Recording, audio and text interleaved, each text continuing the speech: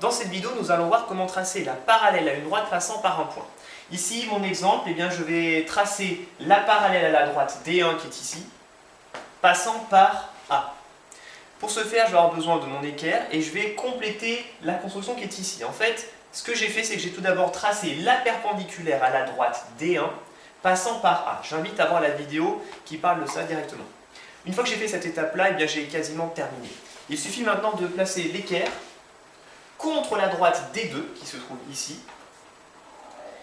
et la plaquer correctement contre et que l'angle de l'équerre soit placé contre le point A. Alors je vais essayer d'amener correctement.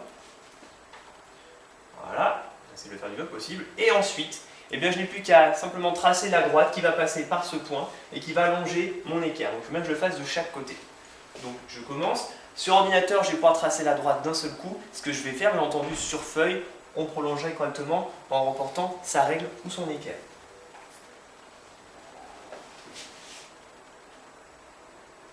Voilà, ici j'ai construit la perpendiculaire à la droite D2 passant par A. De cette manière, j'ai donc maintenant un angle droit à nouveau qui va se trouver ici.